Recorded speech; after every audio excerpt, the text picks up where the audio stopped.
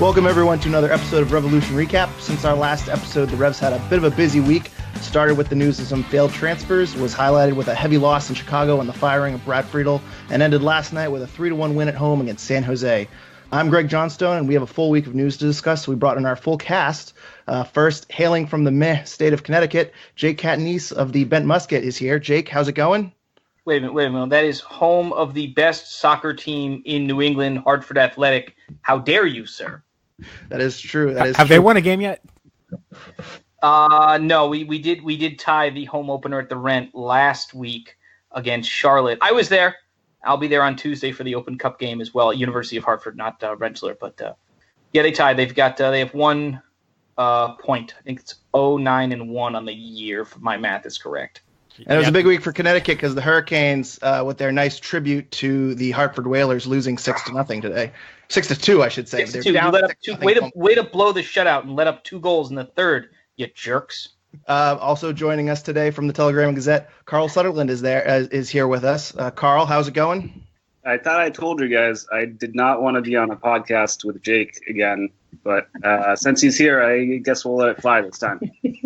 You know, we'll take you guys when we can get you on the podcast. You know, where beggars can't be choosers, right? And as always, unfortunately, Sean Donahue is here. Sean, how's it going? I'm just getting pumped up for, 3 weeks from today now for the Champions League final. So that's all my focus is on. We have a very busy week podcast to discuss. So that's the only Spurs talk we can afford today, Sean. I'm very, very sorry, but that's it. I'm glad you got your 2 cents in. Let's hop right into last night's game. We'll cover the San Jose game first, and we'll talk about our key takeaways. Sean, why don't we start with you? What was your key takeaway from last night? So I had one really quick takeaway and then my real takeaway. My first takeaway is that Andrew Farrell is still not a center back. For all the good that came out of last night, I thought he had another poor performance at center back where there were several times where Andy Baba had to bail him out. And even on that goal that they scored, I thought it was a bit slow to react. So lots of positives to take away, but that's my negative. My positive is that a lot of these guys that people had written off under Friedel are still good players. They just weren't performing under Friedel because Friedel apparently couldn't motivate this squad. I thought Pania had one of his best games of the season. I thought Fagundes, when he had the ball, played well. I don't think he saw enough of the ball in this game in that position.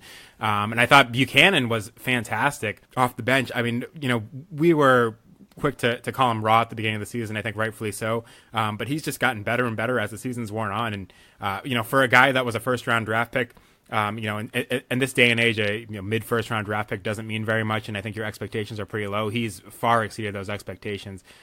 So just, you know, a lot of guys in this team that have talent and performed a lot better last night than we saw all season under Friedel. So I think the coaching change paid some immediate dividends in that some of these guys that have been underperforming clearly show that they still have what it takes to actually play well in this league. Yeah, and you mentioned too, kind of getting the old lineup back in and the old players, the core that we thought was going to be a part of this team. I think you sent out a tweet yesterday that this was only the second game where Diego, Pania, and Carlos Gil have all started in the same lineup together. I think that was your tweet, Sean. Yeah. So yeah, it seems like you know, the new coach is bringing in kind of a fresh start for kind of the veterans that have kind of fallen on the depth chart a little bit. So pay dividends in game 1. It'll be interesting to see where they go going forward. Carl, what was your key takeaway from last night's game?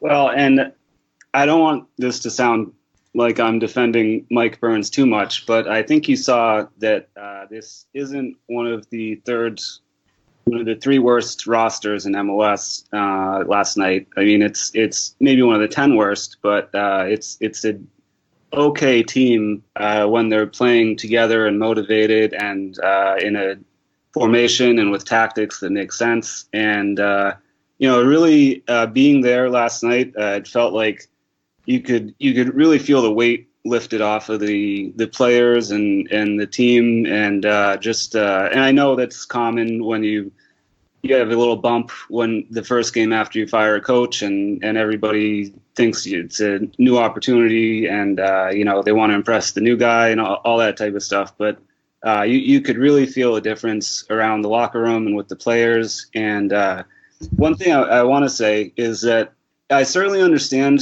that there's been a lot of media coverage, national media coverage on this, and of course the supporters groups, the Rebellion, and all those guys are pushing to kind of take advantage of this moment to say not only should Brad Friedel have gone, but also clean house with Mike Burns, and that they want to put pressure on the Crafts to, I guess, sell, which isn't going to happen, or be somehow push them to get more involved and invest more in the club. But I think that is unfairly takes away the attention from the fact that the Brad Friedel tenure was truly one of the most, I think we'll look back in history as it being one of the worst tenures in MLS history of a coach that took, granted, not a playoff team, but a borderline playoff team, and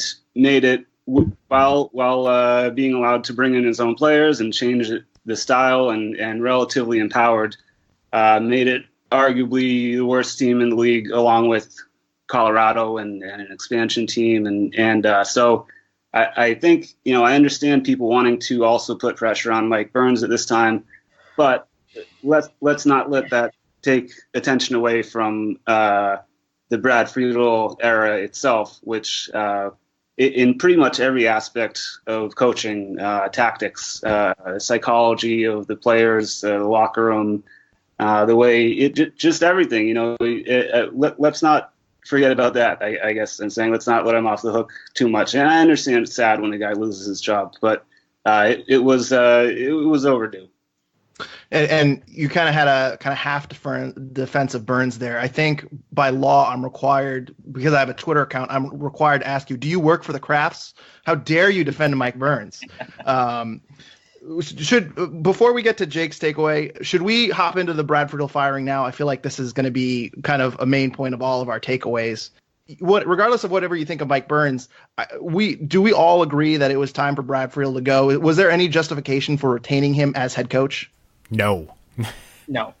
Well, and I even I tweeted this out, of course, but most any other franchise would have realized, and I think it was clear to everybody, that by the end of last season, and maybe part of it was being there and seeing all the players when they did the exit interviews, directly after the final game, that was not, it was over. It was over at the end of last season, and they should have moved on over the offseason, and they gave him plenty of time, even though it sounds like, season and a half, maybe that's not a huge amount of time, but for how bad the team was, that was plenty of time. They should have made that move earlier. I have never seen a player look as depressed and defeated as Juan Agudelo looked in that post-game interview after the Chicago Fire game. I mean, they're only a third of the way through the season at that point, maybe slightly more. But the look on Juan Agudelo's face and the way he was struggling to make it through that interview, I think I texted Greg right after that, and I said, I think this is, the Brad Friedel's got to be done after this. This is just, incredible to see a player look like this after a game. And, Brad Feldman and Paul Mariner cut that interview short because it was so bad. The way Juan Agudelo looked at that point. So I just seeing that and seeing how that game ended in Juan Agudelo's reaction, I don't think they had any option. Yeah, and I also told you, Sean, I wanted to tweet that out. I wanted to let our listeners know, because we didn't have a podcast on Wednesday, that was your prediction that Brad Friedel was getting fired the next day. We didn't tweet that out. Instead, you tweeted out something like literally 2 minutes before that Brad Friedel probably wasn't doing his interview on 98.5 because he was traveling, not because he was fired. Oops. That was amazing timing. That tweet was literally 2 minutes old. It was literally right before all the Brad Friedel fired tweets came in. But no, I think, going back to last week, we kind of thought that Brad Friedel was going to hold off until June 4th, but 2 consecutive 5-goal losses. You can't have a negative 10-goal differential in the span of 5 days. It just seemed like, and even Brad Friedel too, we talk about Juan Agudelo being, a little down in the dumps. I mean, Brad Friedel's last halftime interview, he seemed at a total loss of words. He seemed like he had no idea what was going on. I think making the move when they did, it was kind of putting everyone out of their misery. So, yeah, I think if you had told me last week if Brad Friedel would be gone by Thursday, I wouldn't have believed it. But that Chicago game was an absolute disaster. Sean, I'll go to you first on this one, too. You mentioned that there was absolutely nothing positive in the press release the Revs released. No positive quotes. No thank you for your service, Brad. Brad gave it his best. Well, yada, yada, yada. Do you read something into that maybe there was tension between Brad Friedel and the front office? Yeah, I mean, I've been covering the Revolution for now 3 coach firings. I was here when Fernando Clavijo was fired. I was here when Steve Nicol was fired. Actually, 4, I should say. I was here when Jay Heaps was fired, and I was here when Brad Friedel was fired covering this team. And it was a very different the way they came off with Brad Friedel's firing. Obviously, Steve Nicol, the best head coach in the history of the Revolution. There was lots of praise for him. They even had a quote from Jonathan Kraft from that. When Jay Hughes was fired, he had taken the team to MLS Cup final. They lost that, but he was a club legend. There are quotes from, I think Jay Heaps might have even been quoted in that one, maybe not, but there was quotes from Bolello and Mike Burns. And then, just in general, you see guys like Anthony Hudson. We talked about the disaster that he was in Colorado. He got some, favorable quotes from Colorado. We saw Alan Koch, who got some maybe passive-aggressive quotes, but at least he got some quotes from the front office when he was fired from Cincinnati. And Brad Friedel, it was just completely devoid of quotes from Mike Burns or from Brian Bolello. And we talked about when Brad Friedel was hired, the fact that he was Mike Burns' roommate for the U.S. national team.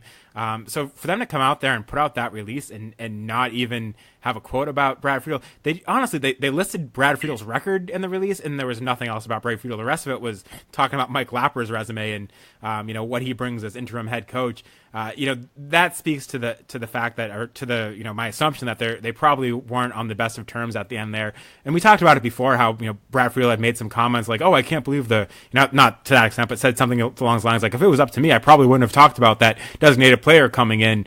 And I believe it was Brian Bolello that first announced that. So I think there was probably some tension towards the end there, and you'd have to imagine, when you're performing as poorly as Brad Friedel was as coach, that some tension would exist. But it was kind of shocking to me that Mike Burns' U.S. men's national team roommate didn't even get a token quote from Mike Burns like "thanks for your service." So yeah, I don't think that speaks to him being on the best of terms with the front office at the end there, and probably wasn't aided by what we're going to perhaps talk about later, what happened with Mpoku. Yeah, I think I was not so much surprised that Friedel got sacked. I was actually surprised they pulled the trigger as soon as they did, and probably at an awkward time, because you have a short week, you played midweek, you have a home game coming up, you have the friendly with Chelsea. This is not an opportune time for New England to try and pull off a new coaching search. I find the lack of quotes from the team and from the owners in particular to be a little bit damning.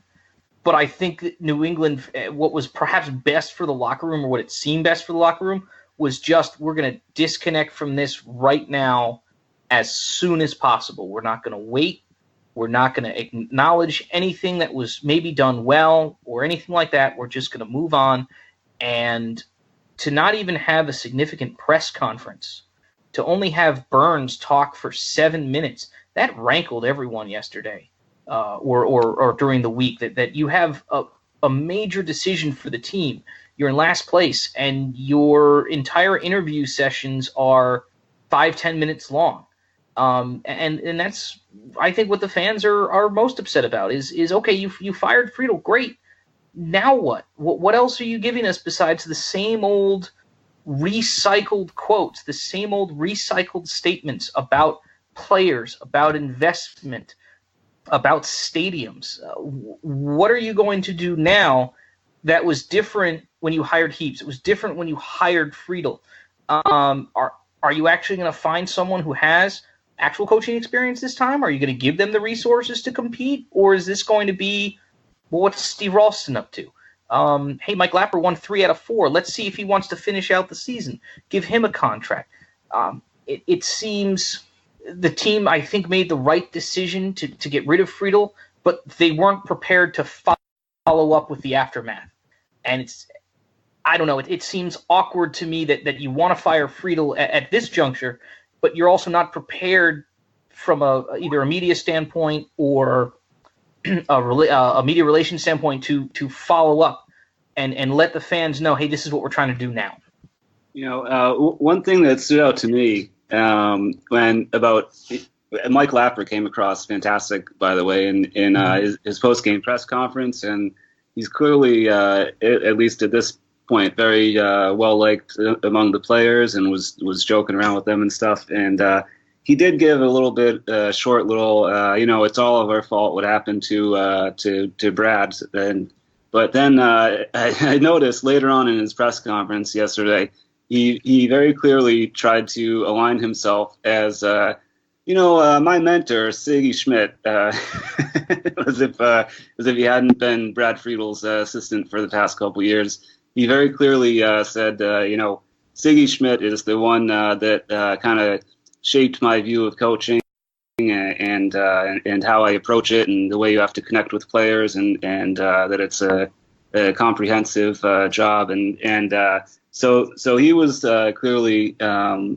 little bit, I don't know how conscious it was or if it was just truly how he feels, distancing himself a little bit from Brad Friedel, and I think you're going to see that if possible, and of course the Revs are legendary for not giving a ton of access, that they're just going to try to shut this down and turn the page and pretend that the Brad Friedel era never existed. And you didn't see any of the players really, I don't know if they were coached on this or it was just their natural instinct not to say like, oh, I'm glad that's over or something. But there was one, Andrew Farrell, similar to, kind of Lapper, not directly criticizing Friedel, but saying that he's more of a Schmidt guy, that Andrew Farrell, at one of his quotes that he gave to us yesterday was that, Lapper, everybody likes him. He talks to everybody. He's clear about what he wants from us. And it was just like the contrast between what we kind of understood were Brad Friedel's, habits or his process. You saw him say, I forget if it was last week or whatever, that usually I don't talk to the team after games and stuff. And you've seen in the past guys who've been in his doghouse. You say like, did Brad tell you, what's going on? And they say, no, he hasn't talked to me for 6 months.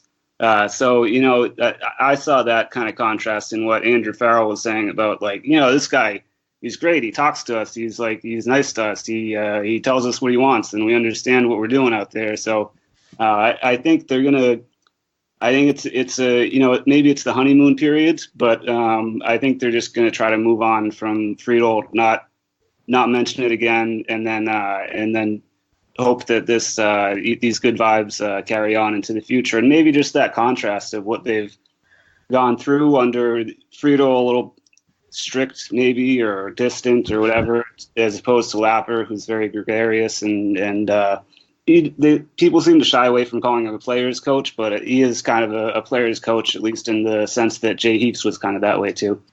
Yeah, and that brings me back to follow up on Carl to my main point of the game, which was we now know one of the things that I thought was bothering me for most of the year. We now know who the Revolution starting goalkeeper is, and that's Mike Lapper saying, hey, Turner train. Matt, get in goal. You're my guy. And I think that's so the Friedel era in a nutshell is if you actually promote and back and give confidence to your players, they will reward you for it. And I don't know if this is the European locker room mentality or whatever Brad was trying to bring in here, but it failed. It failed to take hold like in every facet. And to have Matt Turner just say, hey, you're starting, get in the goal. You're my guy. And then for him to go out 5 saves, shut out for the first 89 minutes.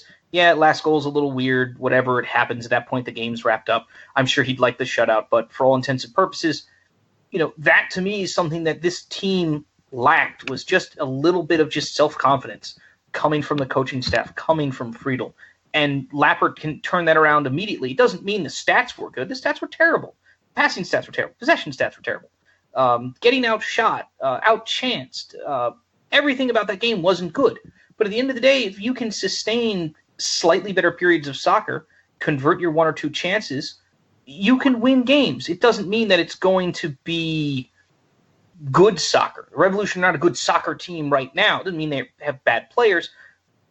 But this is sort of the first step to rebuilding. Okay, we have the players' confidence back. Let's find a system where we can start to now build on top of a result like this. And, speaking to that, him telling Turner, you're my guy, and just the kind of effect that can have. I always thought it was, we knew that Friedel doesn't tell players whether they're playing until he posts the roster.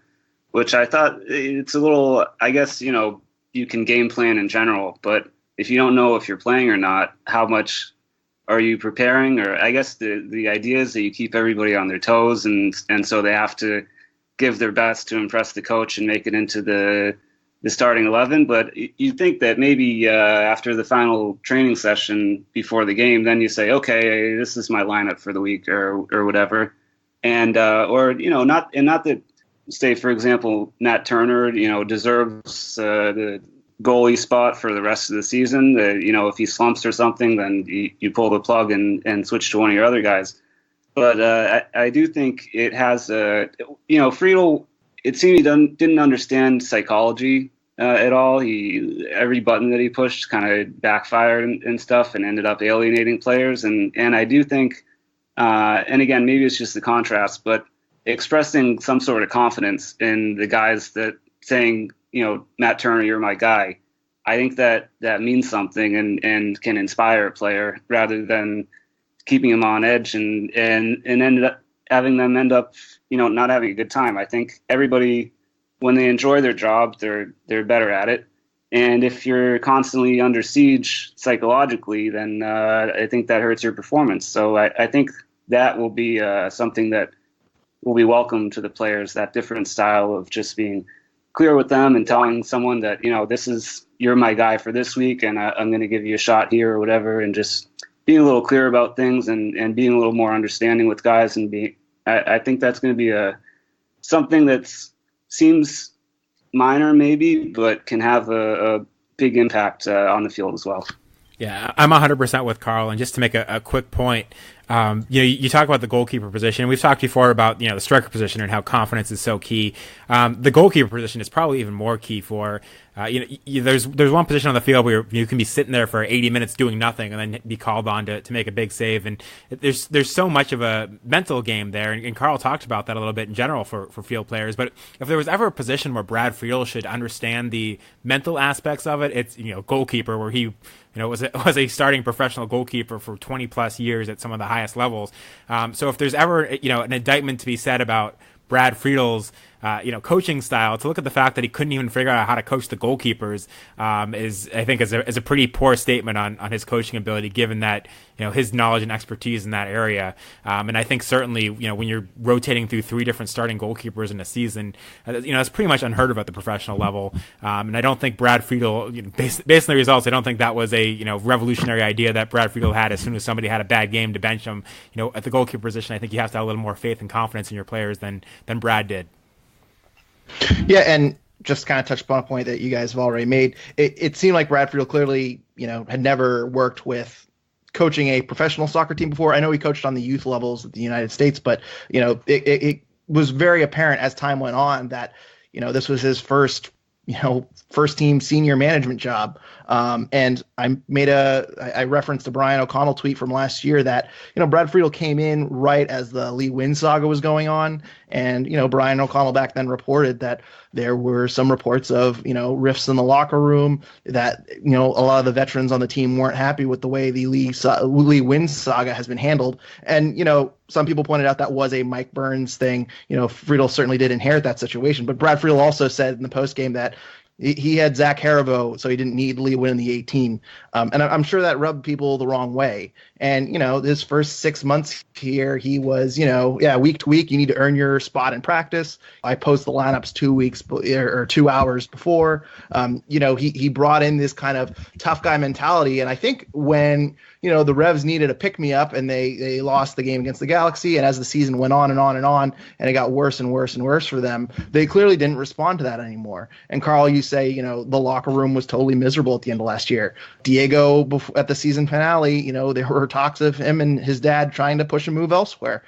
This is a team that looks like they are a more unified group when they're having fun, when they're enjoying their job, like you said, Carl. Yeah,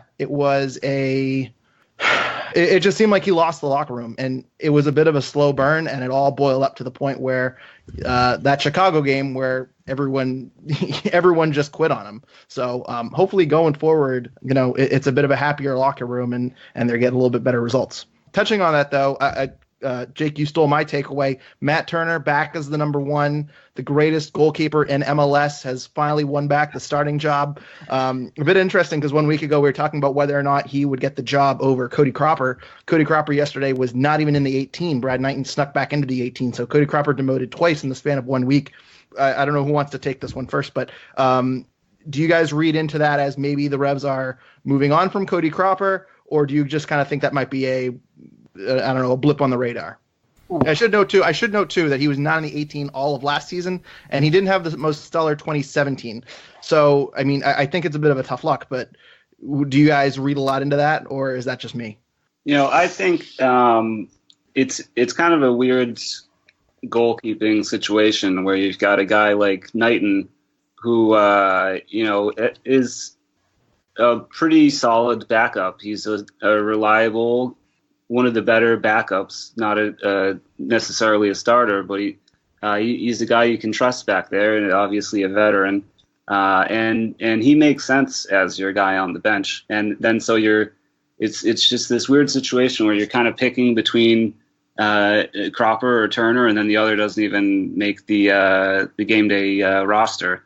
For me personally, I've always thought that Matt Turner has a little more upside, and I've thought that his development curve, because he picked up the game later on. I don't think he played until high school or something like that, or maybe around that period. And junior year of high school, yeah. Yeah, so he is still relatively new to the game in comparison to most guys who make it to this level have been playing since they're 4 or 5 years old or whatever. And so I've always thought that Turner had maybe a higher development curve. Cropper seems to have all the right tools and stuff, but can't put it together on the field. And so, you'd like ideally, and maybe Matt Turner can become this, one of the better goalies in MLS, but you'd ideally like to just finally solve that situation. And maybe it's none of those guys. Maybe it's finally,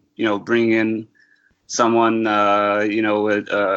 with some allocation money and getting a good, if not American goalie, whoever from around the region that's available. But I prefer Turner, and I think you'd be wise to give him a run in there, because I just think you got to stop playing head games with these guys, because as Sean mentioned, goalie is maybe one of the most mental, maybe the position that relies on your confidence, the most out of any. And to be screwing around with these guys constantly, I think it doesn't help them. And maybe that's something that Mike Lapper sensed also, that it would really benefit Matt Turner to have someone instill confidence in him again after he lost his job this year, and maybe not deservedly so. Jake, I want to kind of go to you next, kind of touching upon something. We're going to bring it back to the San Jose game here, but one of the bigger moments of the game was the penalty kick drawn by Teal Bunbury. And as our refereeing expert here, I wanted to get your take on that penalty kick, because a lot of people thought it was not a penalty, thought it was a little bit soft. So whenever there's a controversial refereeing decision, we need your official statement. So Jake, what'd you think of the Bunbury call? Everyone is correct. It is a soft foul. The problem with a soft foul is that it is still a foul that occurred inside the penalty area, and after a review, we're going to point to the spot. I actually think that VAR got it right. I think the biggest debate was whether that was going to be a denial of a goal-scoring opportunity. We can argue about maybe like the continuation of the foul or things like that. To me, the biggest foul was when Teal turned around and was nowhere even looking to shoot. He got pulled back, and I think that, to me, if you're going to call that as the foul and point to the spot, I'm okay with that just being a yellow card. Is it soft? Yes, but it was pretty obvious. I know Teal goes down at the end to really, hammer home the whistle and everything else, but I strangely think VAR got that one right. I don't think it needs to be a red card.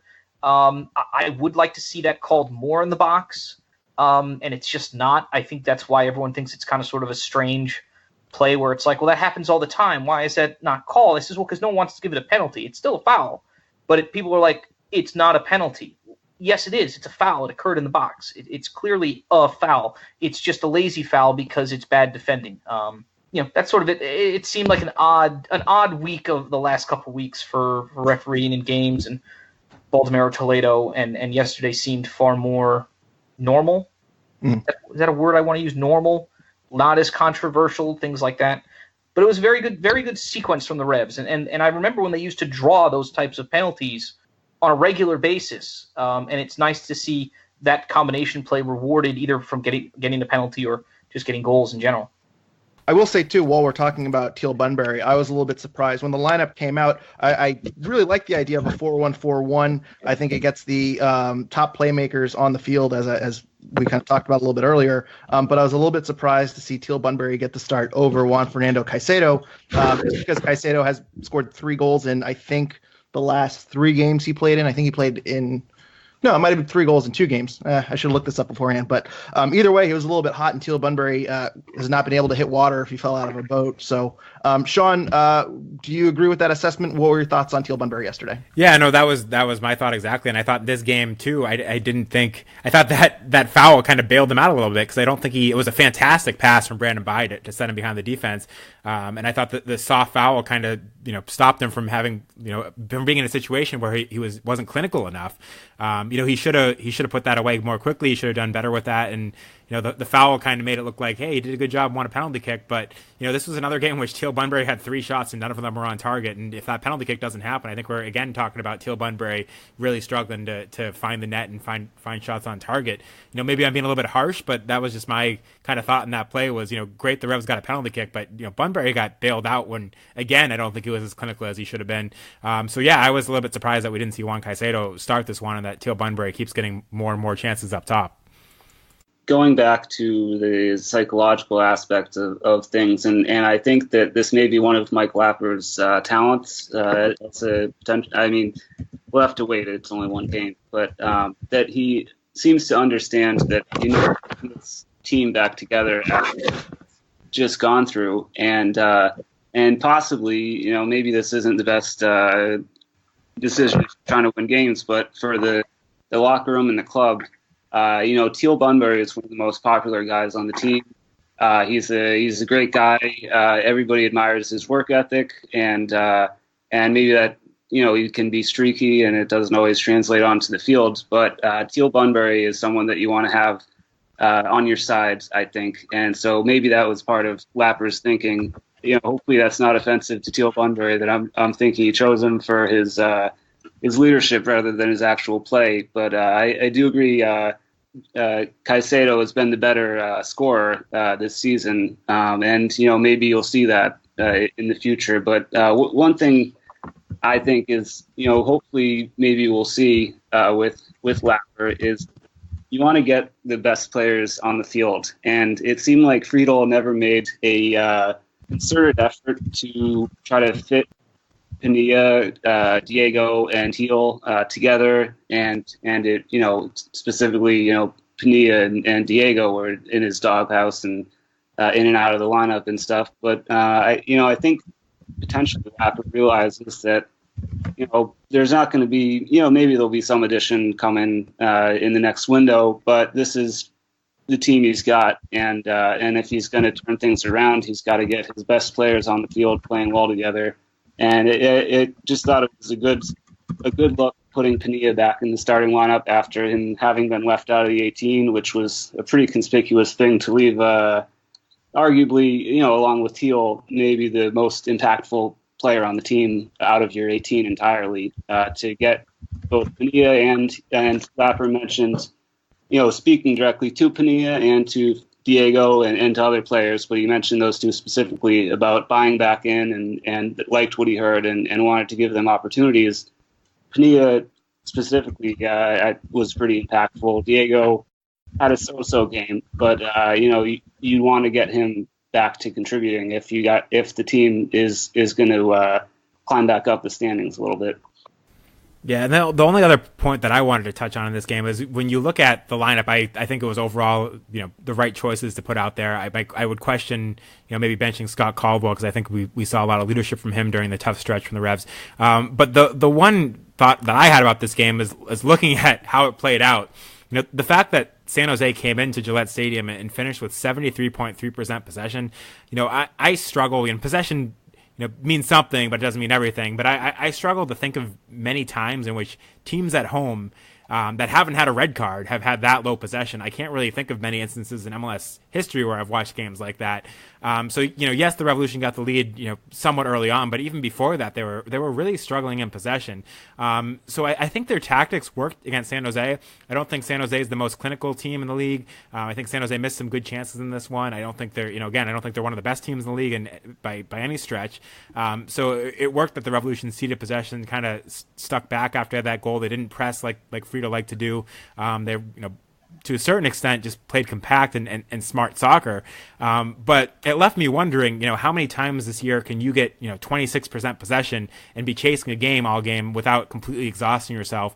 And, yes, you might be able to do that against San Jose, but when you go up against a team like Atlanta or Toronto, is this a sustainable tactic that the Revolution can use to actually, move forward towards the playoffs? Or is this just something that, is going to work better than what Brad Friedel did, but it's still going to leave the Revolution in trouble?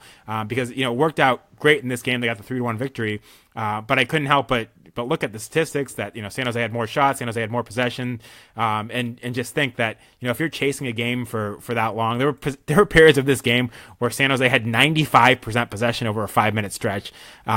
That to me just is worrying going forward. Maybe you guys disagree, but I'm curious your thoughts on, if you thought what the Revolution did in this game as far as tactics wise is actually a sustainable way to win long term. No, I certainly don't, but I've been clamoring about not being able to hold on to the ball, not being able to see out a game for a long time. If the offense or the counterattack isn't working, what has the plan B been? And under Brad Friedel, that's effectively, as far as what I'm concerned, got him sacked at the end. We can talk about not being able to control the locker room and not having a great relationship maybe at the end with the front office. At the end of the day, you have to put forth a game plan and a lineup that can perform and win, and he couldn't do that. He couldn't do it on the offensive side of the ball. He couldn't do it on the defensive side of the ball. And the disconnect between what New England was trying to do on the offensive side and what they were trying to do on the defensive side was such a wide gap that no matter what the next coach does, all you have to do is not lose by 5 goals.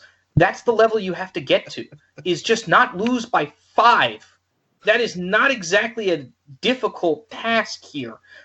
So to play, I don't know if it was a 4-4-2, a 4-1-4-1, whatever the formation was, it worked because Lapper was able to get guys in sync. And again, I don't think that was a difficult task based on what they were coming from. But when everyone's on the same page, you can make something that's maybe not great far more effective just based on team chemistry, just based on team knowledge of what your game plan is. And I think yesterday it worked. Yes, the penalty was a little bit lucky. We talked about that. But for me, the biggest thing was you have Scott Caldwell and Zahibo on the bench. You're up by 3, and you basically subbed all 3 of your attackers. I don't love that at all. I'm a little shocked we didn't see De La Mea at some point, maybe to get by out of the game, maybe to move by up further up the field, move Farrell back out wide. Why none of the midfielders, the center midfielders, got replaced? Not that it didn't work because you're up by 3, but again, long term, we always question Brad Friedel's subs and the timing of them. Here you've got a team that's been, defending, and to not give them any support besides, hey, let's get a bunch of guys on the field with fresh legs to dump the ball up to them up the field to close out a game. That's how you've lost probably 3 games this year. Or 3 leads this year. So, I think obviously, one game is nice. If it is sustainable, prove it to me. If this is something that can work, if you can win the game consistently, only having 1/3 of the ball and counterattacking, more power to you. But people adjusted to Brad Friedel on this. They'll probably eventually adjust to Lapper on it as well. Like I said, we have to see long term. Any one game in MLS doesn't mean anything. Let's see what the Revs can do, up until the All-Star break. Yeah, I do agree with Jake that there are improvements that can be made, especially game management aspect. But clearly you got everybody's best effort, and that wasn't something that was happening in the final games under Friedel. And maybe it's not sustainable long term, this type of lopsided position. But initially, as he figures things out, getting that type of effort from everybody, I think might be able to cover up some of the learning curve for him. And Seth and I, Seth McComber, were talking to Diego Findez, as we often do. He asked us, "Hey, do you guys remember what the possession was this game?" And Seth said, "Yeah, it was like he had 25% or so." And Diego was surprised, and I think it did feel lopsided, but I don't think maybe they, or at least personally when I was watching, I didn't think it was a 75-25 game. It felt, even though obviously the possession statistics are correct, that it felt more like 2/3, 1/3, which is still, not ideal. It's one of those games where maybe the stats didn't tell the whole story, or you can overcome the stats to win if you're getting that type of effort from everybody. Yeah, and I agree with you too. I think a lot of it too might have been situational, where the Revs got an early lead and just kind of wanted to hang on, not necessarily get caught in the back, because it seems like a game where they're kind of caught on the counter, especially with Andrew Farrell back there. Andy Baba and Andrew Farrell are arguably center backs 3 and 4 on this team, although I think Andy Baba has now moved himself up to center back 2. It might have been just a matter of they want to lock down and not get caught too far out of place, and so as a result, they were sacrificing a little bit of possession. The one other thing I'll touch on in this game before we move on, and Sean, you mentioned this at the start, but Tayon Buchanan had another assist yesterday. He's now got 2 assists on the season, tied for the team lead, made an impact last night. I think he's kind of worked his way into that kind of top of the bench, where we can kind of expect him to come on and take some minutes as a sub. I think he's really justifying why he was a potential number 1 draft pick in the super draft last season, and he's getting better and better every single week. Obviously, a great bit of skill there on the Carlos Hill goal. So moving on from the San Jose game, we're not going to talk about the Chicago game, because that was miserable, and I don't think there's a whole lot to say other than they quit. They didn't seem to have a whole lot of fight in them left, and there's not really much you can take away from that. So we're going to move on to kind of some other news of the week, and we already talked about Brad Friedel's firing. I think a lot of people, though, are out there wondering why Mike Burns remains. And Carl, you mentioned earlier that, this roster is better than they've been achieving. They have been underperforming. They haven't reached their full potential. Sean and I both kind of thought that this was a potential playoff team, and they haven't been performing. They're down in that bottom 3. Yes, it was a Brad Friedel problem, but Mike Burns, this was his guy that he brought in. This is a guy that he stood by. There was a lot of questions whether or not it was appropriate that Brad Friedel was hired, considering Mike Burns' personal relationship with Brad Friedel. And so a lot of people, myself included, expected that when Brad Friedel left, Mike Burns also would leave. And that's not the case. He held a 7-minute press conference, as Jake said. Mike Burns is still with this team. So I guess the question is, do you guys have a issue with Mike Burns retaining his position as GM, or do you think he should have left with Brad Friedel? Jake, I'll start with you. Any thoughts on Mike Burns remaining as GM? The New England Revolution are in need of a full-blown reset from top to bottom, and I think I wrote about this in some capacity when Jay Heaps was fired. It doesn't matter if you hire Brad Friedel, you still have to give the head coach the tools and the investments to succeed. Brad Friedel was given none of those things and sunk his own boat in a very, very short amount of time. But it doesn't matter who the head coach is if you're going to consistently spend in the bottom third, bottom quarter, whatever of the league. Jay Heaps worked a lot of wonders to finish third in the 2013 season.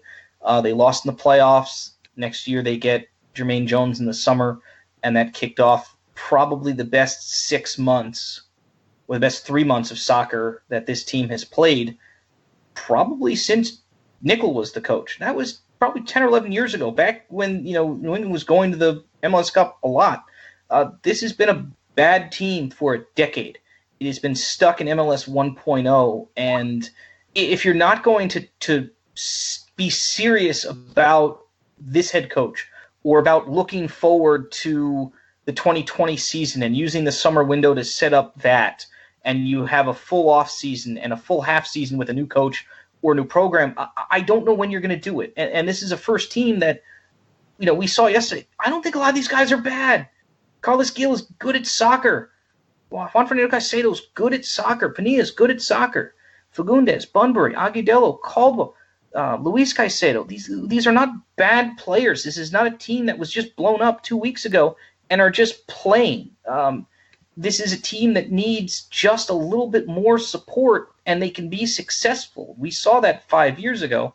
We need to see it again, and it's just frustrating that we effectively every couple of years just seem to be having the same conversations about what this team, the expectations should be, what we when we get compared to the Patriots, what their expectations are versus the reality of what the Revolution are. And right now, the Revolution are a bad soccer team.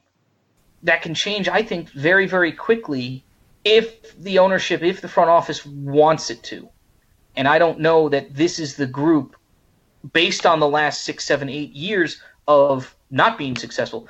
I wouldn't use this front office to move forward. I would clean it out almost entirely, bring in a new coach over the next rest of the year, and let them set up for 2020 so that you can use a draft, use 2 transfer windows, really set up the beginning of 2020 as a springboard for this is where we're going to take the step into MLS 2.0, MLS 3.0. We're going to have 2 solid DPs. We're going to have a back line of really strong players, domestic, international, whatever it is.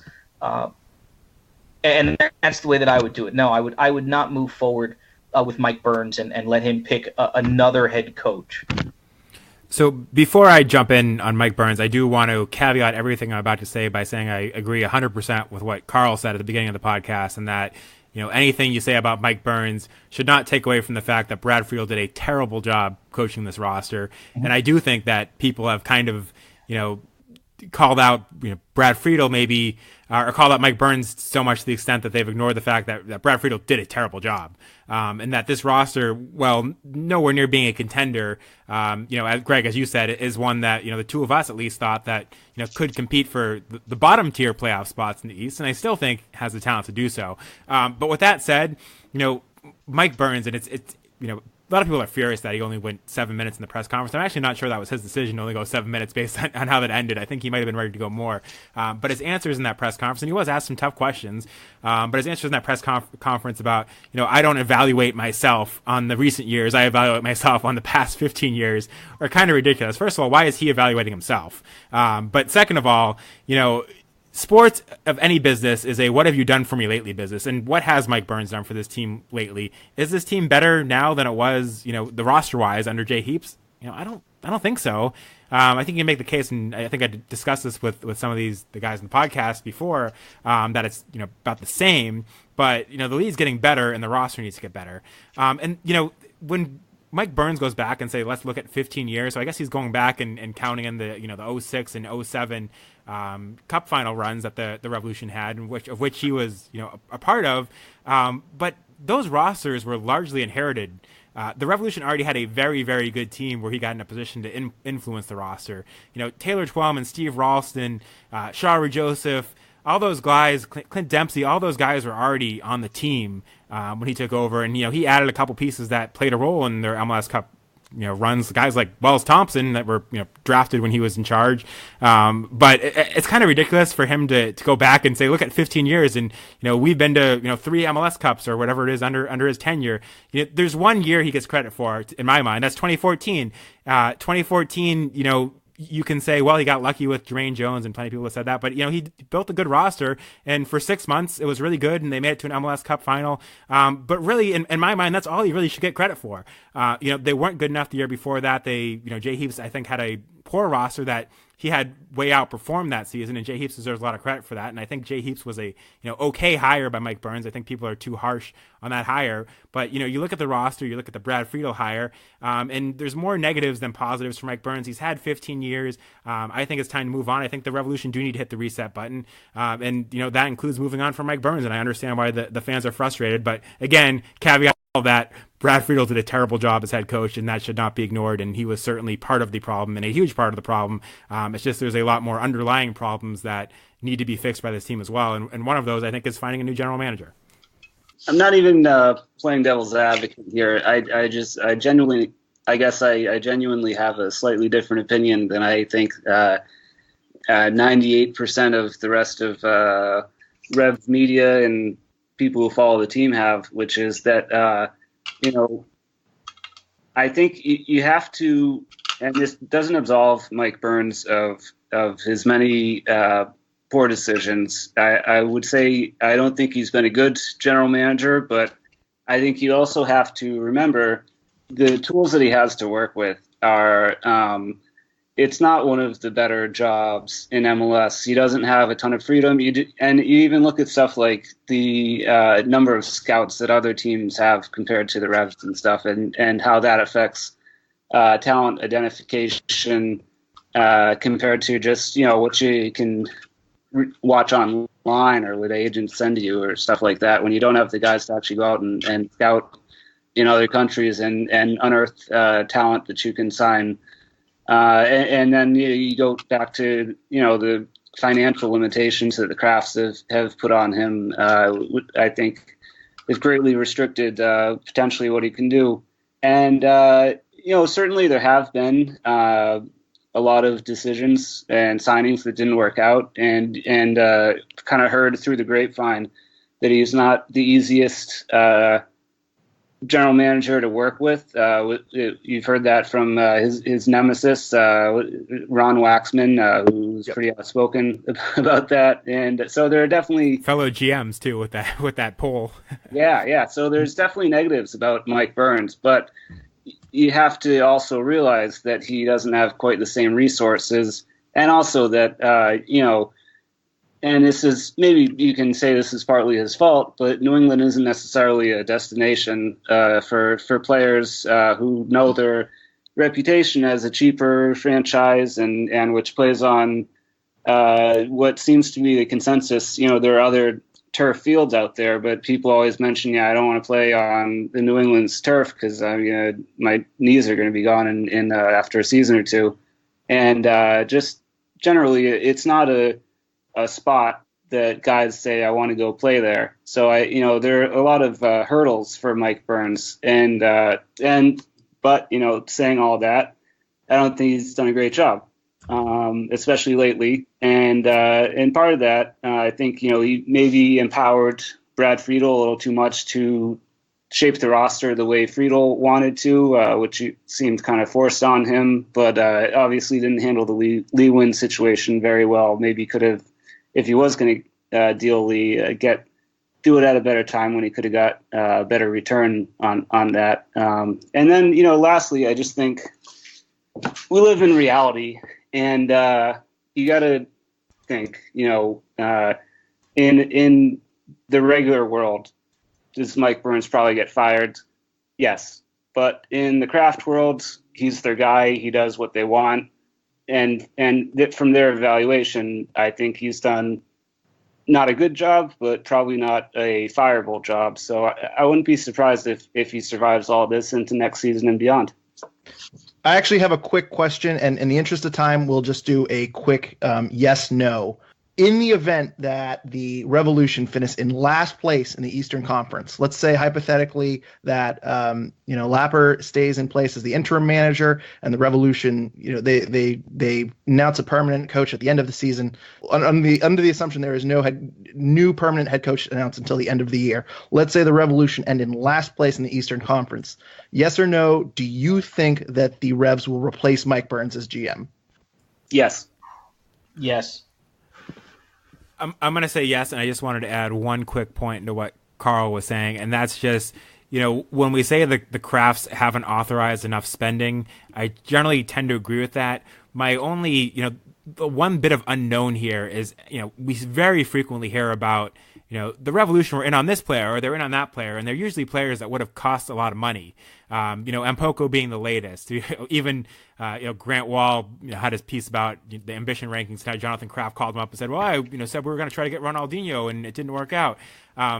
So My one question there when we talk about resources is, have the Crafts given Mike Burns resources, and has he just failed at spending them?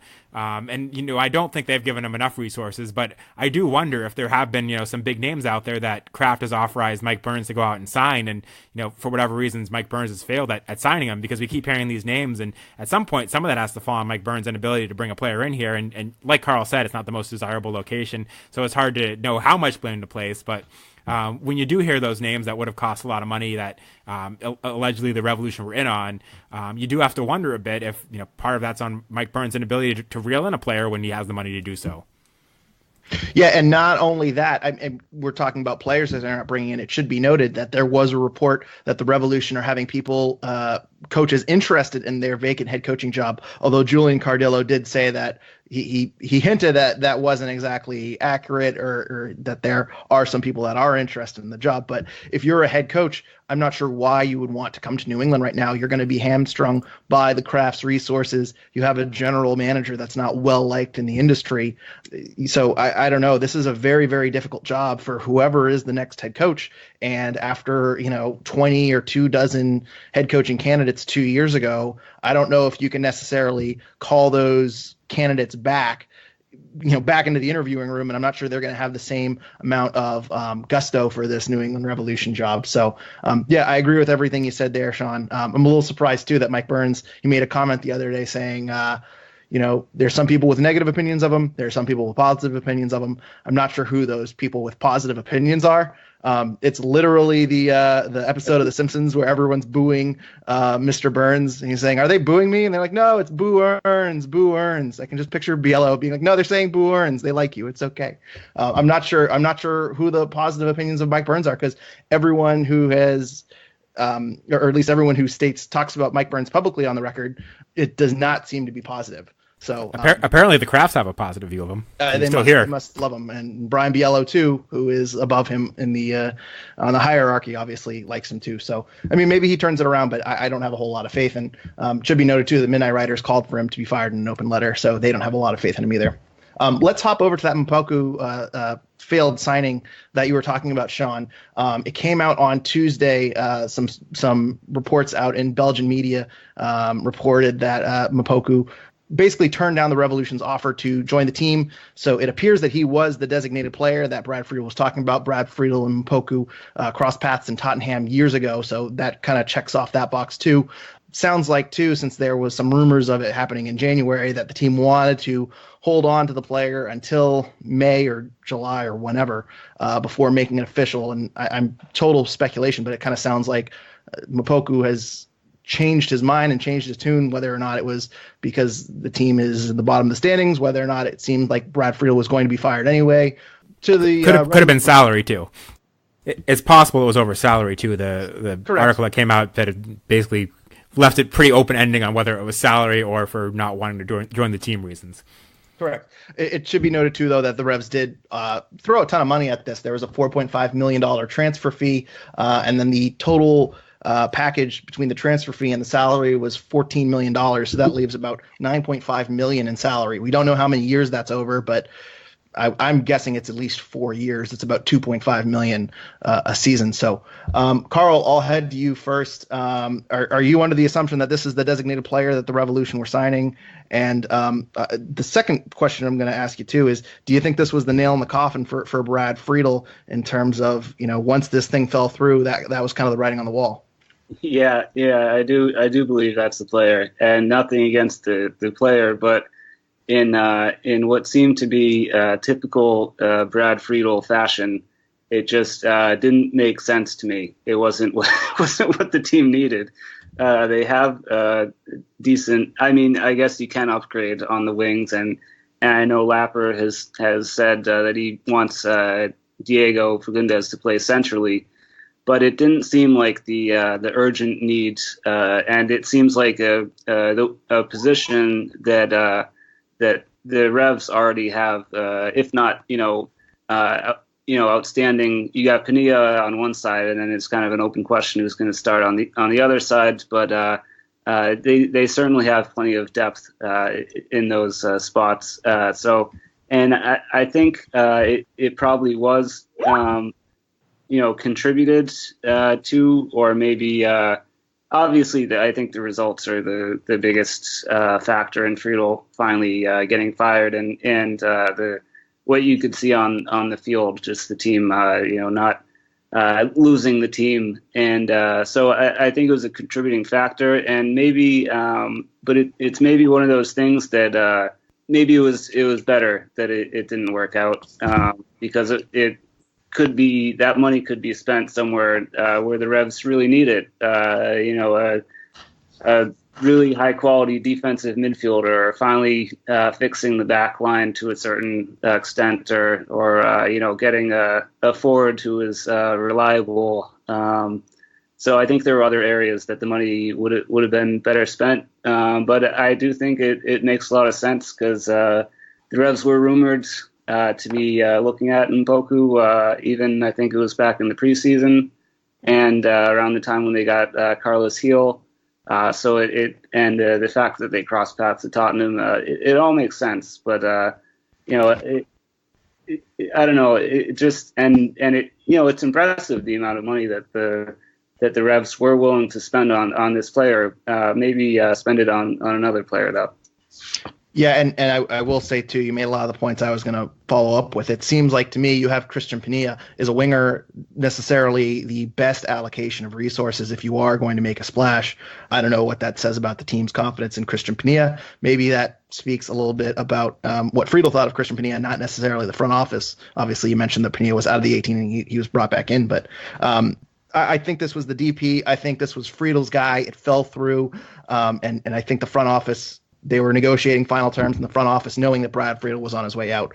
Didn't want to move forward with it, because it is a huge commitment. It is likely a larger commitment than Carles Heel. So, Jake, what were your thoughts on the Mpoku transfer falling through? If my thought would be this, is that if the only way that Brad Friedel, that you're going to bring players in, is based on the fact that it's Brad Friedel's guy, I don't know why we're worried about Mike Burns at all, because Mike Burns doesn't have the connections to bring anyone in of that caliber of player. And if that's true, then that's a problem. If we're hinging your recruiting efforts on the guys the head coach knows and the head coach is out the door, and that's your only plan for the summer transfer window, again, I reiterate my point of this entire team needs to hit the reset button and start over, because you have frayed every relationship you can think of domestically. No one wants to work with this team. No one wants to maybe come to this team. Whatever the reasons are, separate yourselves from as many of those reasons as possible. If Brad Friedel was one, that's great. I think Mike Burns is another one, and that needs to go. Yeah, and one team that did want to make a trade with the Revolution was reportedly FC Cincinnati. Rookie mistake by them. One day before the Mpoku news came out, there was an offer. There was a report that there was an offer in the offseason by Julian Cardillo. Cincinnati apparently offered $150,000 in allocation money. It wasn't specified if it was GAM or TAM. But originally the Revolution no commented this. They denied it a little bit afterwards. But apparently FC Cincinnati wanted Gabriel Somi, who has made the 18 once this season and has not been in a game since I think last July, and obviously has been in Brad Friedel's doghouse ever since. The report also said, interestingly enough, that the Revolution have considered sending Gabriel Somi to Birmingham down at Any Rev South with Jay Heaps and Tommy Sohn. So that's a bit interesting that the Revolution turned down an offer and would rather not get $150,000 in allocation, spend over $400,000 in salary, and burn an international roster spot just to prevent a third-string left back who they're not going to put in the game. They prefer to send to not get that and instead send him down to Birmingham. Sean, does this trade make any sense? Yeah, so the first thing, down this trade make any sense? Just to clarify, I think the Revolution came out and called it the report wildly inaccurate, but also didn't flat out deny it. The details of the report. And it's also worth noting that Gabriel Somi was, reported in Swedish media, I believe, several months ago as saying the same thing, that Cincinnati had made an offer for him and the Revolution turned it down, and those were supposedly reported as Gabriel Somi's own words. So I do tend to believe that there was an offer. We don't know the details of it. Maybe it was the Birmingham thing that was inaccurate. Maybe it was the price that was inaccurate. But Greg, you and I have talked many times about how the Revolution should have bought out Gabriel Somi before the season started. So if there was any offer on the table, and from what little rumors I've heard of this one, and just to be clear, there were a lot of people out there that said, "Oh, it doesn't make any sense. They signed Greg Garza really quickly after the season started." From what little details I've heard about this, my understanding is that this offer actually came later in the offseason after they'd signed Greg Garza, which to me, makes sense because Greg Garza was out their entire preseason, so they probably, they don't have another backup left back. They've been playing a right back at left back, so it makes perfect sense that they'd want another left back and one that was relatively cheap. So even if the details of this report are wrong, let's say that they came in late in the preseason wanting Gabriel Somi, even if they offered $50,000 in allocation money for the very reasons we talked about in the last podcast that they should have bought him out, they should have jumped on that transfer offer. It makes zero sense to me that this guy that clearly, and even by the end of preseason was clearly not part of Friedel's plans. He was playing with the reserves and never really rotating in with the starters during the preseason. It just makes absolutely no sense and is completely mind-boggling that they wouldn't have jumped at the offer to offload a guy that was making over $400,000 a year in salary and taking up an international roster spot on a team that only has one open international roster spot. It's just crazy. Yep, absolutely. And it's worth noting, too, that there is value in the international roster spot. I know a lot of people said, well, it's only $150,000 worth of allocation money. Just some recent trades here in 2019. Houston traded $75,000 in GAM and $100,000 in TAM. Cincinnati, I'll make a point here in a second, but Cincinnati traded an international roster spot for $150,000 in GAM.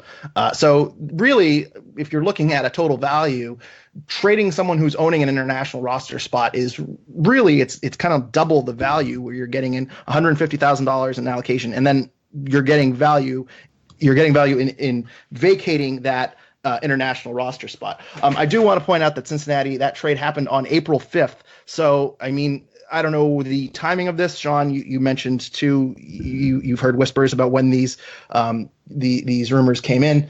April 5th, maybe that was a spot for Somi. Maybe this trade happened in the beginning part of the year. Maybe it happened in preseason. And when the Somi thing fell through, maybe they realized they had an international spot they're not looking at. That's total speculation by me, but I thought that was pretty interesting, that story and kind of connecting the dots there between those two things. The other thing, too, I will say, and this also goes back to Brad Friedel, but we talked about the Lee Win situation.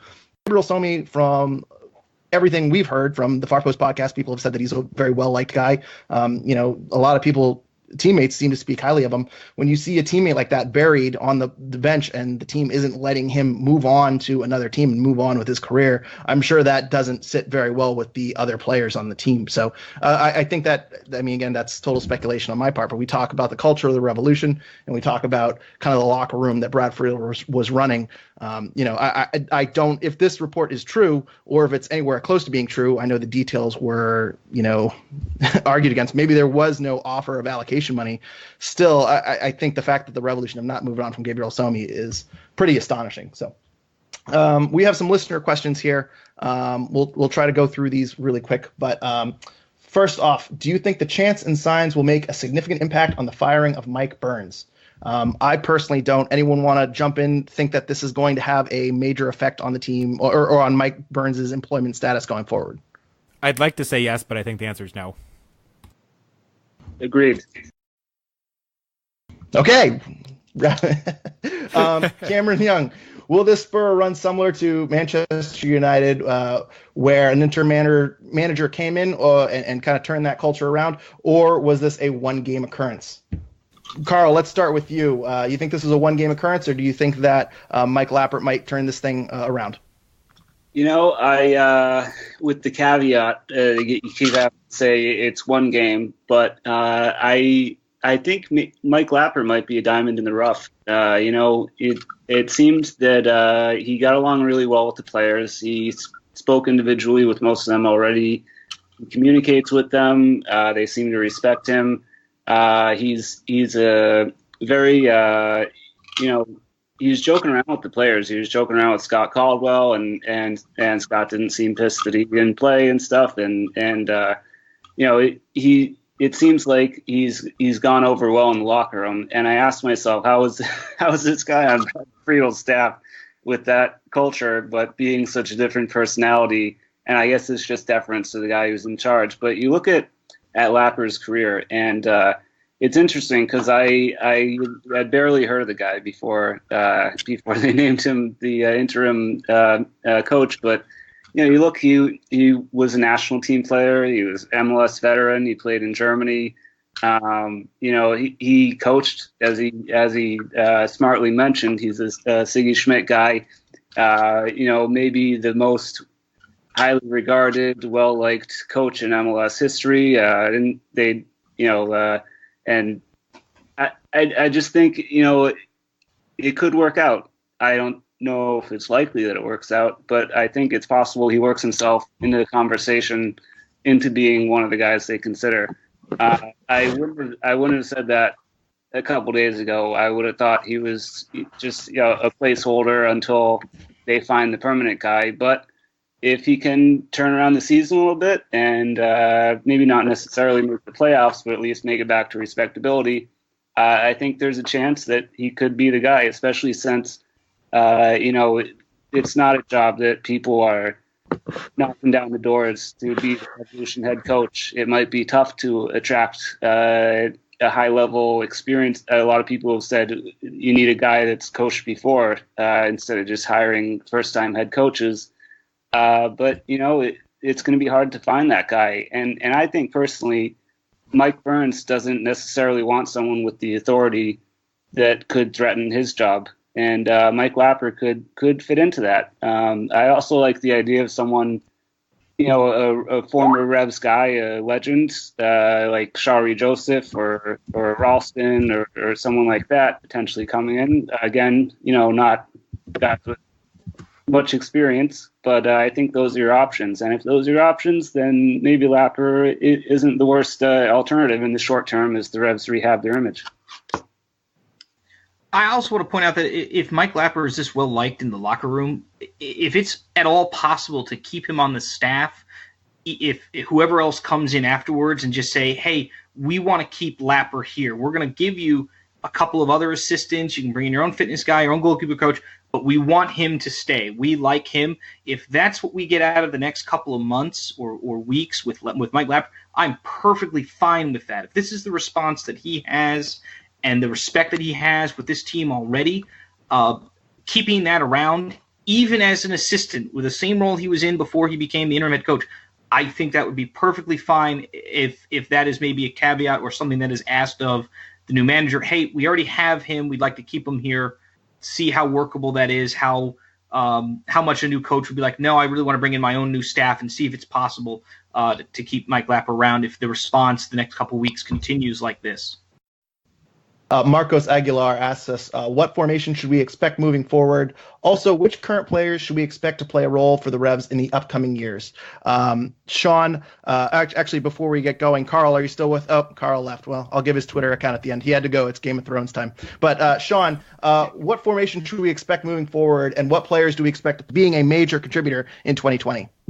Yeah, I think the formation worked this week, so I think we're going to see more of that. My only thought there is that when you go up against a team with a more potent attack, that the Revolution formation that they played on Saturday is a bit too easy to expose, doesn't have quite the defensive coverage I like to see. I have said earlier on in the season I expected a 4-5-1 to be the formation of choice. Brad Friedel certainly couldn't make that work. Maybe Mike Lapper can. I think going forward, when you're facing a tough opposition, you kind of need to have that extra depth back there with Caldwell, but perhaps besides Casado, and then figure out who plays up top with Heel, Fagundes, and Pinilla if they can make that work. Or if Fagundes needs to play centrally, maybe you put Buchanan out there on the right and start whoever your most informed striker is. But I expect what we saw this game to go going forward until it doesn't work, and then I expect at some point to see a 4-5-1. But I think there's a lot of players in this roster that the team can use going forward long term. Heel's still only 26. He'll be a big part of this roster. Pinilla, they paid a transfer fee in the offseason. I think he's here to stay. Maybe Fagundes is going to take off if a transfer offer comes along. But there are some good pieces offensively. Caicedo, as a defensive midfielder, I think has a lot to offer this team. Those are some of the guys that I see as kind of the young core. And then defensively, I think they still need a lot of help just about everywhere. But there are some young core pieces in Heel and Pinilla. If they can keep Fagundes around there and him and Caicedo as well, those are the names that kind of jump to me as guys that need to be a big part of this team's future. Yeah, formation-wise, I'd like to see the Revs be more flexible. You don't always have to stick to a 4-4-2 or a 4-1-4-1 or a 4-2-3-1, whatever it is. I think there are games where, like San Jose is a perfect example, you can maybe be a little bit more attack-minded. But there are far more teams where you're going to need those two holding mids. You're going to need Scotty Caldwell to close out a game. I'd like to see the Revs finally have a clear, whether by subs mid-game or game-to-game tactics-wise, be far more flexible with the formation. You don't need to always do one thing. This is a team that should have enough flexibility and enough guys that can play different spots that they should be able to pull that off and always sort of be giving different teams a different look every week to keep them on their toes. And that might be an advantage for a team that is struggling down at the bottom. Yeah, absolutely agree. The one thing I will say is one person that I can guarantee is not going to be here, well, besides Gabriel Somi, is I think Michael Mancien. I think that's a guy that was brought in as a Friedel guy, and if I remember correctly, his contract is up at the end of this year. I can't imagine he's going to be brought back.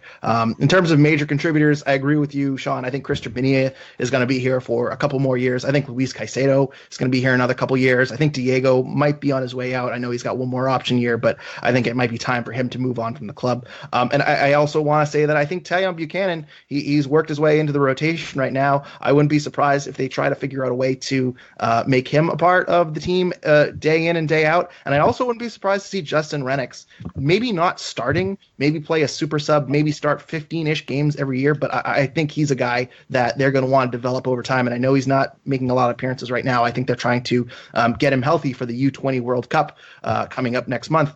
I think Justin Rennicks, we're going to see a lot of him in 2020. So I'll throw those names out there. John Trainer asks us a coaching question. If you were GM of the Revs and you could pick anyone within reason to be the next head coach, who would it be? And I'm going to start here because I have who I think would be a great fit. And I think you guys are going to call me out for this one because you're going to say this is not within reason. But hear me out. You need a coach who is smart tactically. You need a coach who has first team managerial experience. You need a coach who has knowledge of MLS. And you also need, we talk about bringing in a DP who is a marketable star and is bringing in people, not just, MLS fans, but the guys that are, wearing Liverpool shirts and Man United shirts. And you want to bring in the casual soccer fans that follow worldwide soccer. So I think maybe you don't bring a DP that can bring in the casual soccer fans. Maybe you bring in a coach with a big name. So with that being said, if I was GM, I am opening up the pocketbook and I am bringing in Thierry Henry as the next head coach of the Revolution. Sean, what do you think of that? Ooh. No? Oh, man. No? I don't know how I feel get about him that one. before the Red Bulls. That is a great choice. That is a great choice. God. Okay, I don't think his tenure in Monaco leads me to be too excited about that. But this is a step down, and he knows the MLS. I keep doing that. MLS very well. He knows the league very well. I think that's a great choice. Great choice, Greg. I'll give you a second name because that one is not very popular. And this is kind of a little bit off the board, but we talk about the youth that the Revolution have. I would want to focus on a coach that is able to coach up some young talent. So I would actually go with Jeremy Gunn. He's the two-time NCAA Division I Coach of the Year at Stanford. He won 3 consecutive college cups. He's interviewed for the San Jose job last year when he took over for Steve Ralston, who was on the interim there. He also interviewed for the Colorado job when they went with Anthony Hudson. So Jeremy Gunn has been in consideration for MLS jobs. I think he's been a very, very successful coach at the college level. I think he's ready to make the jump to MLS. So that would be my second choice if I'm not allowed to get Thierry Henry, but whatever. Sean, who do you got? So I kind of like your thought process with coaching up youth. The one thing I will say is I think the Revolution need to hire somebody from outside the organization. As I've said before, I'm a big fan of Steve Ralston. I think he could be a good coach somewhere. I think he's a fantastic guy, and personally, I think it would be great to have him as a coach because I think he'd be a good guy to interview. But I don't think that's the direction the Revolution go in. I think they need to find somebody that can challenge Mike Burns and can challenge the front office and has different ideas that are outside of the Revolution organization. So I've seen, if I'm looking realistically, I've seen the name Tab Ramos thrown out there, and that's a guy that I could kind of get behind. I had a lot of experience at the youth national team level, and if he has a successful U20 World Cup and maybe he's looking to come to MLS, and the Revolution would probably have to overpay for him just because that's the Revolution situation.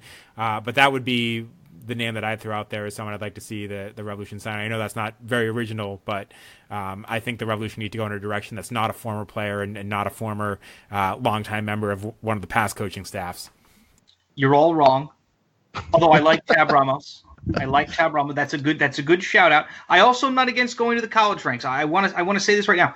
Bringing someone in. This is a team that needs a rebuild. The way that the Revolution rebuilt at the end of the Steve Nicol era was through use. It was through the draft. It was through signing homegrowns. That's how you got your core of Fagundes, Rowe, Soares, Caldwell. I don't mind going the college rank at all. I'm not against that. But you're all wrong.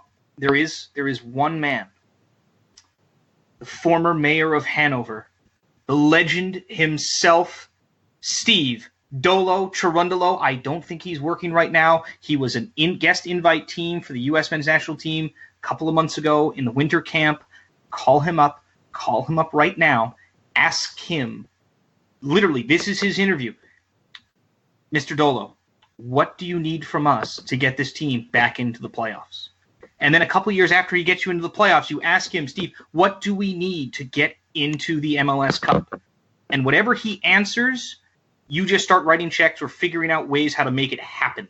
And that would be my answer, Steve Cherundolo. I like it. It. And just on the Cherundolo note, I am very much on board that because many years ago, I actually won a Hanover 96 trivia contest and got a Steve Cherundolo signed jersey that's in my closet right now. So I'm a Steve Cherundolo fan. Interesting answers, too. I don't think either of you mentioned this name, though. Another name that is being tossed out for the current vacancies is Pat Noonan, who is the assistant coach in Philadelphia right now. Philadelphia obviously placing a lot of emphasis on youth as well. Yeah, that might be an interesting name because he's worked with, Philadelphia's brought up their homegrown players. They're building up a system, a youth system, and it's really flourishing right now. So Pat Noonan being a part of that system and having that New England connection, that is an interesting name to keep an eye on. Yeah. And it is amazing to me that so many of these former, like Steve Nicol era Revolution guys are assistant coaches, are getting coaching jobs, are always in the mix for these things. I agree with Sean when I say I don't want to tap into that well this time, but I'm also not against if that's the direction that they go. If it is a Steve Ralston or it is a Pat Noonan, I'm not against those things. But I think there is also a ceiling. Like, well, you did that with Jay Heaps. Let's try and do something different. Yep. No, absolutely. The only thing I'll say on Pat Noonan is my lasting memories of Pat Noonan from going to practices back in the day when he was there is him absolutely going mental on rookies anytime they would make a mistake, and I'd hope he's calmed down since then. But that was my lasting impression of him in practices, was just his ability to completely freak out on young players anytime they would make a mistake or not play him a perfect pass. And maybe you agree with that coaching style, but to me that's not necessarily the best coaching style. And again, that was a very long time ago, so maybe he is, as an actual coach, has changed his style a bit, but just wanted to throw that out there. I also do want to throw out two more names just because I was doing some research. I had time to research this. I kind of sprung this on you guys right on the last second. But there are two names that I don't think will be in consideration for the job, but I think are interesting. One is the head coach of New York Red Bulls, John Wolniak. I'm probably pronouncing that incorrectly, but he's also been tied to a number of jobs, or at least as a potential coaching option for other jobs. And then another name, too, that wasn't Wolniak an ex-Rev for like 2 days? Sean, you would know that. If anyone knows that, it would be. I feel like he was on the Revs for like all of 30 seconds. I think so. He's getting a lot of credit with New York Red Bulls too, and a lot of people think he deserves to move up to a senior team and run an MLS team. So that would be an interesting connection. One more too that I think you should get an interview, although I don't think they would get the job at all. But Craig Stewart, who is the head coach of Providence College, has done a great job down there. He has a lot of ties to the region. He's a successful coach at the college ranks, although Providence College had a bit of a dip off. I think in 2017, they're kind of making their way back in 2018. But he's a successful coach in Division II and Division I. He has ties to the Boston Bolts. I think he coached their U17 or U18 team, so he has ties to kind of homegrown players in the area. So I think that's a guy that should get an interview. He's a local guy. He has a very successful record as a coach. That's someone who I don't think I'd give him the job. I don't think he's ready for it, but I think deserves an interview just in terms of what he's accomplished. And moving on. Phil Fleischer asks us, how much should we read into this new old lineup? How long will Andrew Farrell be at center back? is Michael Mancien's injury real? And does all this chaos mean there's no transfers in the cards for the remainder of the season? I don't think that Mancien's injury, I think, is real. I think we can all kind of write that one off as it is real. I don't think that they'd make up that he's been taking painkillers. I think he is out for injury. I don't know if you guys disagree with that. And I do think that Farrell is above Delamay on the injury chart, so I think he'll be there until Mancien is back. But how much should we read into this new/old lineup? Do we think that's what we're seeing going forward? I think we've already talked about this, but Jake, what are your thoughts? Again, Andrew Farrell is a fine emergency center back. He cannot be there long term. The fact that this still hasn't been addressed, the whole 3 center back, 3 fullback issue. No, I don't count Gabriel Somi as a fullback in the depth chart for reasons. Farrell's going to be at center back for as long as everyone's healthy. That part I understand, but he shouldn't be there at all. There should be another center back that should be able to step up. If Delamay and Mancien aren't 100%, I still think you need to have Farrell out wide. I think putting him in the middle occasionally back is fine, but fine is maybe once a month at most, and he's already been there like 4 or 5 times already this season. I don't like it. Every time I feel like Andrew Farrell plays at center back, it hampers his development at right back that much more. And this was someone who I thought was going to be in the mix for the U.S. national team for a long time to come, and then 2015 happened, and he replaced AJ Soares at center back. So no, I don't like seeing Farrell at center back. I don't like this situation at all. But the defense is still a mess. It doesn't matter who's back there. The unit has issues, and Farrell at right back or Farrell at center back. He needs to be in the back line. That is what the most important thing is. Yeah, so my I actually heard from somebody, I'm blanking on who it was, that Delamay wasn't 100% late in the week. And my thought is if either Delamay or Mancien is ready and healthy to play center back, as soon as that happens, Andrew Farrell needs to move to right back. I just don't think, despite us hearing that he played there in the past before he was with the Revolution, I just don't think he looks particularly comfortable there. Like I said, if there was one player that I thought came out of this game not looking that great, I thought it was Andrew Farrell. There were just multiple times where he just got beat, and thankfully Andy Baba had some great emergency defending moves to kind of cover for him. But there's one time in particular early on where it was a one-on-one situation, and Farrell got completely blown past him. So yeah, I think as soon as somebody's healthy, we see Farrell go back to right back. Yeah, 5 starts for Andrew Farrell. I would say that's probably 4 too many. I can see him being an emergency center back from time to time, but flat out really not a good sign when he's playing there 5 games. Although I will say I do give Andrew Farrell credit for dropping a hard F-bomb on Erickson when he shoved over Matt. Oh my God, that's some good. Greatest gift ever. That was great. That was absolutely great. Apologies again to the Farrell clan for the number of times we use that throughout the year because it's awesome. Quickly though, second part of that question: does all this chaos mean there's no transfers in the cards for the remainder of the season? Jake, you talked about this team is starting from square one in terms of scouting and in terms of getting in a new coach and finding the players to bring in. I don't know how much we want to go in depth, but I can't picture them bringing in another designated player, especially a huge $14 million commitment. Jake, I guess I'll start with you. Am I on the right track there, or do you think they bring in someone big and make a big summer splash?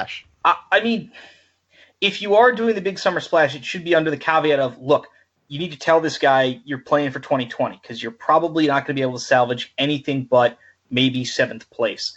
I think the quicker you bring in some of these big new players, whether they're DP level, whether they're TAM level, whatever it is, at a bare minimum, and this should have been done at May and at the end of the other window, and this is the other reason why I want to fire Burns as well. The fact that, again, 3 center backs, 3 fullbacks on the depth chart is inexcusable for a 30-man roster in MLS.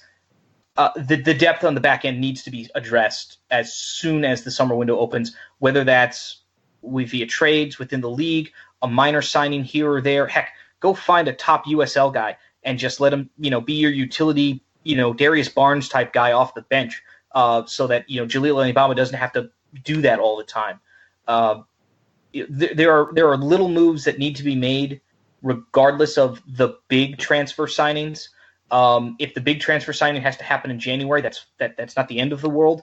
But this roster has issues, and there are things that should have been addressed at preseason, at the end of the window a couple weeks ago, and they haven't been. And I don't know why these same holes we've been talking about for years, we're still talking about them. The back line is definitely one of them. Yeah, absolutely. And yeah, I mean, I feel like we're beating a dead horse at this point with how many times we talk about, the lack of depth along the line and their failure year after year to bring in new defenders. But I don't know. It is what it is. On the topic, though, of the defense, Phil also points out we still came close to tying a record for most goals conceded in 5 games. Kudos to Matt Turner for saving the day on that one. So yeah, all I needed was one more. I was all in on Wando Watch. I was expecting far worse things to happen. Again, the simple notion of just, hey, Matt Turner, you're my guy, get in the net. And 85 minutes of absolute spectacular from Matt Turner. We need to praise that performance from him far more than we have been. Turner train in full force. Mm-hmm. But worth noting that Friedel will forever be in the history books for those streaks of the most goals ever conceded in 3 games, which was 15, and that was the 2019 Revs. And then in 4 games they tied Minnesota United with 18 goals in 4 games. So and they were 1 away from the 5-game title. So Brad Friedel did get his name in the record books for most goals conceded over 3 and 4 games. Congrats. Not exactly what Brad Friedel wants to be remembered for, but Brad Friedel also, the one positive thing we can say is that Brad Friedel did give Matt Turner a shot at the starting job, so it was all downhill from there. Literally after posting the lineup in Philadelphia at the season opener last year, all downhill for Brad Friedel. Bringing it home, EP Griner asks us, what should the Rebellion do when they get snubbed at their request for a town hall with the Crafts? And the story here is that the Rebellion handed a letter to, I guess it was Mike Burns or Brian Biello, requesting a town hall to discuss the state of the Revs. Sean, what do you think they should do, if anything? I mean, I don't really know what they could do that would actually make it happen. The only thing that they really can do to, perhaps have an impact is if they could somehow get the entire fort on board to not show up for a game or to walk out. But I just don't know how feasible that is. And I don't know that even that would do anything. So it's a tough question to answer with any certainty that anything they could do would make a difference, because you look at the Revolution Stadium, and the fort provides the atmosphere, but the vast majority of the tickets that are sold or at least the tickets that are taking up seats are not the fort. So I think it would hurt the team a lot if the fort wasn't there, and it wouldn't go unnoticed if they were silent. But I don't know that would be enough to get their attention. Yeah, I mean, you've got one game on ESPN and maybe 1 game on FS1 the entire year, so you're looking at when's the national team? Friday, July 12th against at DC. You don't even have a home national TV game to make some kind of a stand this year, because that's the state of your team. No one wants to see you on national television. I don't know. I don't think there's anything logically that Sean's right. I don't think there's anything that they can do besides just hey, we're here, we're unhappy. We already know this. It should be well known at this point that the results for this team and the expectations for this team are not where they should be. And whenever they start to change, you can get most of the hardcore fan base, people who are on the hashtag, the people who are in the fort, you'll have those people back on board almost immediately. Again, it won't take much. You just have to stop losing by 5. Again, this is not a difficult transition from being horrendous to being just average. But when you get back to average, you need to take the next step to getting back to, above average, good MLS Cup levels of contention. Yep, and we'll see if Lapper and Burns can turn this ship around. But in terms of what the fans can do and what the Rebellion can do, I mean, I guess they can do a walkout, but I mean, I'm all out of ideas. Attendance is down 40%. I don't know if you want to do anything at the Chelsea friendly, because I don't know, it is a pretty big event. You're not going to have many more games like this if you do spark a big protest in a friendly to combat anti-Semitism. I don't know if that's necessarily the time and place to do it. Maybe not the right place. Right, and you don't have any other nationally televised games. Or at least I don't think you have. I'd have to go check the schedule, but I'm pretty sure they don't have a single home game. Yeah. Yeah, right. I don't think they have any at home. I think there are only 1 or 2 games. I was just looking at it. If it's more than that, I'd be shocked. It's really tough, but I do think that with the attendance drop, and I do think there is a lack of interest in this team this year with the with how far the team has fallen. I mean, you see people on Twitter canceling season tickets almost every day. It seems like I do think that this now is getting into the business side of things, where in previous years the Revolution, the attendance was going up and up and up, and now it's gone down, down, down, down, down. I do think the Revolution are at least in the process of taking action. So I mean, that's a positive thing. But what can the Rebellion do? I have absolutely no idea. And Burns, I don't think, is going anywhere either. So I'm curious to what they do. Outside of making signs and making T-shirts and all that, they can be vocal and they can chant Burns out as much as they want. It certainly came across on the broadcast yesterday, but that's really it. I don't know what else they can do or where else to go from there. So that about wraps us up. I don't know if you guys have any final thoughts. Jake, any final thoughts, anything on your mind that you want to get to? And why don't you give us your Twitter handle too while we're going around the horn? No, I'm going to be at the University of Hartford on Tuesday, a rare media credential for me in person for the Hartford Athletic New York Cosmos U.S. Open second round game. Really looking forward to that. Really looking forward to see who the Revs draw in the third round. If the regular season is shot, let's go all in on a cup run. Let's a lot of people are saying play the kids. I have no problem if we have an entire starting lineup that's like Renix and Firmino and Buchanan and Bai and DeJuan Jones. Get all those guys into a lineup. Make a legitimate run at the U.S. Open Cup. See if you can get into the quarters or the semis, and then really start looking at, all right, let's see if we can try and win this thing. Take that competition seriously. Find some successes to build on. You had a good performance, 3-1 in San Jose. Find a way to build on that. And that's all you should be thinking about for this year. Find a way to, build up on the roster that you have. Prepare for 2020. If you need to give it up, you're already in last place. The only thing you can do is remain in last place at this point. There is nowhere to go but up. You cannot make any worse decisions than you already have. You're already at the bottom, unless we want to count the poor Colorado Rapids. Pour one out for them, too. Yeah, I don't think they're going to be that bad. So, Sean, anything on your mind? Yeah, just I think we hadn't mentioned it today. Is just a shout out to Justin Renix for making the U.S. U20 World Cup team with their first game coming up. I think Friday, May 24th at 2:30 p.m. I'm going to be trying to watch as much of the U20 World Cup as I can. But that's really exciting news for the Revolution to have a homegrown player that came up through their academy playing for the U.S. U20 team. So that's in a lot of negative news around the Revolution this season. That's surely a big positive that the Revolution have a homegrown player that's going to be playing in the U20 World Cup for the U.S. Yep. And you can follow me at Sean L. Donahue. Yeah, Jake, I don't think you gave your Twitter account. Jake, give your Twitter account. No, I didn't. I apologize. At jcatnice43. Don't worry, you can find the spelling online. We'll be writing that Hartford game. I'll be writing actually for the Cup .us with Josh Halaka and the wonderful people who cover the Open Cup. You can also normally find me at thebentmusket.com. Hopefully, we'll have a column sometime Monday or Tuesday on this whole debacle. Mm-hmm. And I just want to wish all the mothers out there listening to the podcast Happy Mother's Day. I won't wish my mother a Happy Mother's Day on the podcast because there's no way she listens to this. I've called her separately, though, so we're all good there. But Happy Mother's Day to all the mothers listening to the podcast. I also want to say one quick thing, too, that there is, the 6 States, One podcast, the biggest podcast, I would say, that cover the Revolution. They did something that I'm really ashamed and embarrassed about. They made a reference to the Bryant University basketball team before we did on this podcast. And that is particularly shameful because the Bryant University men's basketball team has approximately 5 fans, and Sean and I are 2 of them. So I am really, really upset that we got beat to the punch to reference the Bryant University men's basketball team before 6 States, One podcast. I am so upset about that.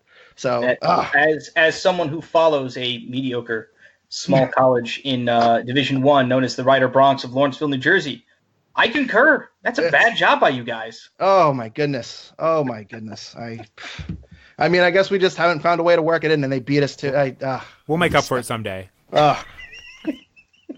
When the Revs are getting in last, maybe like towards the end of the season, we'll do a Bryant University season preview episode just to kind of stick it to them. But I was just waiting for some team to go on like a 20-game losing streak and then end it against the Revs, because then we could have made a good reference. I would be all for an entire whatever they're. Are they in the NEC? What conference are they in? NEC, you got it right. We can do an entire NEC preview for basketball. I'd be all for that. I hope you're not being sarcastic because I would love to do. No. Our listeners would hate it, but again, I'm sure everyone would. Wait a minute, hold on. They're already listening to us. It's no problem. But yeah, we can do like the NEC. Not the Northeast 10. That's Southern Connecticut. What's the other little conference? Northeast Conference. We will give our prediction to which team will win the Northeast Conference and lose in the play-in game. Metro Atlantic Conference, all Ivy, whatever we want. We can work it in. Oh, well, don't give me Ivy, too. I can double down. Dating the Penn grad. So you can follow us on Twitter at Revolution Recap and also like the Revolution Recap page on Facebook.